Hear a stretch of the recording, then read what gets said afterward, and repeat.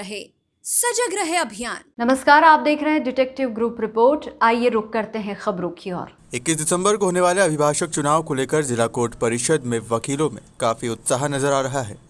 अपनी अपनी दावेदारी कर रहे उम्मीदवार द्वारा बताया गया कि यदि अभिभाषक चुनाव में जीत होती है तो वकील हित के काम में किया जाएगा। अध्यक्ष पद की दावेदारी कर रहे दिनेश पांडे ने बताया कि विगत 2 बार से अभिभाषक चुनाव में अध्यक्ष पद की जिम्मेदारी निभा चुका हूं और अधिवक्ता हित के लिए मेरे द्वारा पूर्व में भी कई विकास कार्य किए गए।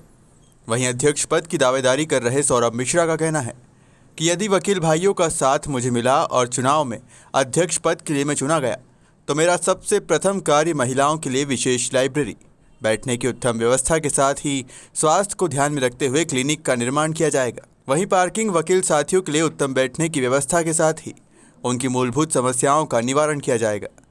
साथ ही कार्यकारिणी की दावेदारी कर रहे अजय दुबे द्वारा बताया गया कि 4 भारतीय इंदौर जिला कोर्ट अभिभाषक के चुनाव में कार्यकारिणी जीतने बाद अपने साथी वकील के लिए हमेशा ही उनके सुख दुख में साथ खड़ा रहूंगा और आगे भी उनकी मूलभूत समस्याओं को लेकर उनके हित के लिए कार्य करूंगा। अभिभाषक संघ के संपूर्ण कार्य करने में अपनी पूरी तत्परता दिखाऊंगा और जो भी अभिभाषक बंधु आज जो मेरे युवा अभिभाषक हैं या कोई और भी अभिभाषक है जिनको मैं सरकारी विभागों में जो सब जगह खाली पड़ी हैं उनमें उनकी नियुक्ति कराने का संपूर्ण रूप से प्रयास करूंगा।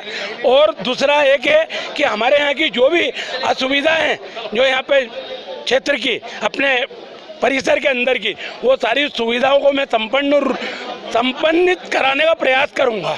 और बात यह है इसके अंदर कि हमारे अभिभाषक संघ जो मृतक हो गए हैं अभिभाषक, उस परिवार को मैं शासन की ओर से और स्टेट बार काउंसिल की ओर से मैं उनका परिवार को संपूर्ण रूप से राशि दिलाने का प्रयास करूंगा। ये मेरी सबसे महत्वपूर्ण भूमिका रहेगी।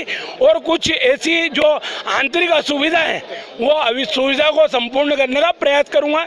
हमारे वहाँ बार में महिला बार जो एक बड़ी बार बनाई जाएगी, उनके लिए एक अलग ही व्यवस्था करी जाएगी। महिलाओं के लिए पार्किंग व्यवस्था है उसको संपूर्ण रूप से व्यवस्थित करेंगे। हर टेबलों पर जो हमने पहले सुचारू रूप से एक बत्ती कनेक्शन जो करवाए थे वो मैं वापस से उनका एक बत्ती कनेक्शन पूरे जो और संपूर्ण टेबलों पर प्रयास करूंगा कि उनके कनेक्शन हो जाएं। और कनेक्शन करवा के उनसे यही चाहूँगा कि वो इसी टेबल पर बैठकर अपना ऑफिस चलाएं। जो 5 से 10 हज़ार रुपये मासिक खर्च करते हैं वो खर्चा यहाँ पर उनको ऑफिस के लिए नहीं लगे, यहाँ 8:30 बजे तक इसी कोर्ट परिसर में अपना कार्य करें। मेरा अभिभाषक बंधुओं से जितने भी मेरे अभिभाषक बंधु हैं, अगर मेरी नैतिकता के हिसाब से और मैंने अच्छा कार्य करा हो, मेरा ना तो कोई यहाँ पर विधायक है, ना मेरा कोई सांसद है, ना ही मेरा कोई क्षेत्र कलेक्टर है मेरे घर में, ना ही मैं रिटायर्ड जज हूँ और ना ही मेरे परिवार में किसी ने भ्रष्टाचार या कोई गलत काम करा है। जो कि मैं जो भी कर रहा हूँ मेरे अभिभाषक बंधुओं के हित के लिए हर काम करा है और करूँगा। मैं उनसे यही निवेदन करता हूँ, मुझे अच्छा कार्य कराओ। मैंने 2 वर्ष पहले 2 बार चुनाव जीता हूं और अगर उसमें मैंने कार्य करा है तो मुझे अभिभाषक बंधु वोट दे, अन्यथा बिल्कुल मुझे नकार दे। सबसे पहले जो बार की व्यवस्था पूरी अस्त व्यस्त हो चुकी है, न यहाँ पार्किंग की व्यवस्था है न कुछ नहीं। अगर किसी वकील को हार्ट अटैक आ गया या कोई समस्या खड़ी हो गई तो गाड़ी नहीं निकल पाएगी। ये आपने देखा होगा, जब भी मैं कार्यकाल में रहा, पिछले 4 बार भी रहा, तब भी मैंने पार्किंग की व्यवस्था पूरी सुधारी थी। सेकेंड, जो भी अधिवक्ताओं की समस्या होती है, आज अगर किसी अधिवक्ता का विवाद हो जाता है तो उस विवाद में बोलने के लिए भी कोई भी नहीं है। आवेदन दो, प्रतिवेदन दो, उसके बाद निराकरण होगा, तब तक तो अधिवक्ता की समस्या खत्म हो जाती है। तो उसके लिए मैं हमेशा तत्पर हूँ और मैं उसी उद्देश्य को लेकर आया हूँ।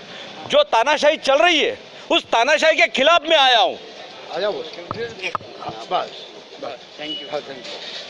आज पिछले वर्ष का कार्यकाल हमने देखा है, किसी भी वकील के अधिवक्ता का हित का कोई कार्य नहीं हुआ है। तो मैं उस तानाशाही के खिलाफ और अधिवक्ताओं के हित के लिए इसमें अपना नामांकन भरा है। मैंने क्या मूलभूत समस्या है? जैसे पार्किंग की समस्या है यहाँ पर, है वकीलों को बैठने लाइट व्यवस्था नहीं है यहाँ पर,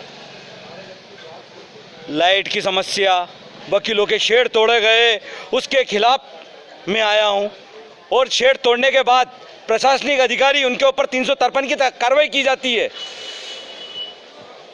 उसके विरुद्ध में आया हूँ। लगभग 1.5 साल से अधिक समय बाद इंदौर अभिभाषक संघ के चुनाव दिनांक 21 सितंबर को संपन्न होने जा रहे हैं, जिसके अंदर जो जिला न्यायालय में अभिभाषकों को मूलभूत सुविधा मिलना चाहिए वो नहीं मिल पा रही है, जिसके अंदर बहुत सारी चीज़ें, स्वास्थ्य सुविधा, हमारे यहाँ एक डिस्पेंसरी बनी हुई तैयार पड़ी है, लेकिन चूंकि उस डिस्पेंसरी में बहुत कोशिश करने के बाद भी पैरामेडिकल स्टाफ या डॉक्टर्स की नियुक्ति नहीं हो रही है, तो मेरा पहला लक्ष्य ये रहेगा कि उसको एक सामुदायिक स्वास्थ्य केंद्र का दर्जा दिलवाना, क्योंकि अगर सामुदायिक स्वास्थ्य केंद्र का दर्जा मिल गया तो वह निश्चित तौर पर शासन डॉक्टर की और पैरामेडिकल स्टाफ दोनों की व्यवस्था करेगा। इसके अतिरिक्त तो जो हमारे यहाँ बहुत सारे जूनियर अभिभाषक लड़के लड़कियाँ इसमें दोनों हैं, वो नए नए प्रैक्टिस में आ रहे हैं और उनका उद्देश्य प्रैक्टिस के साथ साथ एडीपीओ और सिविल जज की एग्ज़ाम भी रहता है, जो कि आज के आप देखेंगे कि कुछ एक कोचिंग्स हैं जो इसमें बहुत महंगी शिक्षा कोचिंग उसकी उपलब्ध होती है। तो हमारे यहाँ कई काबिल अभिभाषक हैं, कई काबिल जजेस हैं, कई रिटायर्ड जजेस हैं, कोचिंग क्लास भी चला रहे हैं, वो भी हमारे अभिभाषकों को निःशुल्क सेवाएं देने के लिए तत्पर है। तो जिला न्यायालय में एडीपीओ और सिविल जज की एग्ज़ाम के लिए निःशुल्क कोचिंग की व्यवस्था कराना, और दूसरा ये है कि वकालत के व्यवसाय में इंग्लिश बहुत लगती है, बहुत ज़रूरी है, बहुत आवश्यक है, और बहुत सारे हमारे जो जूनियर अभिभाषक हैं जो हिंदी मीडियम से लॉ करते हैं उनको कहीं ना कहीं ये समस्या आती है। तो हमारा एक लक्ष्य ये भी है कि एक नियमित रूप से निःशुल्क हम हमारे जूनियर अभिभाषकों को निःशुल्क इंग्लिश कोचिंग की व्यवस्था करा सकें।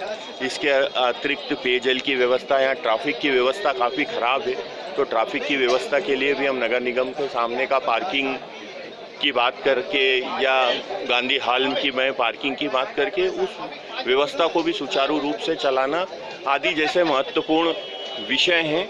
इसके अतिरिक्त भी कई विषय हैं, जैसे हमारे महिला अभिभाषक हैं, उनकी बैठने की और कार्य करने की सुगम व्यवस्था नहीं है, वो भी एक बड़ा कारण है जिसको हम पूरा करना चाहते हैं, बहुत जल्द पूरा करना चाहते हैं। तो इन्हीं सब लक्ष्य को लेके मैं दिनांक 21 तारीख के इंदौर अभिभाषक के संघ के होने जा रहे इलेक्शन में अध्यक्ष पद का दावेदार हूँ, और मुझे महिलाओं का, युवा अभिभाषकों का, वरिष्ठ अभिभाषकों का पूर्ण रूप से समर्थन मिल रहा है, और मैं पूर्ण आश्वस्त हूँ कि मैं ये चुनाव अवश्य जीतूँगा।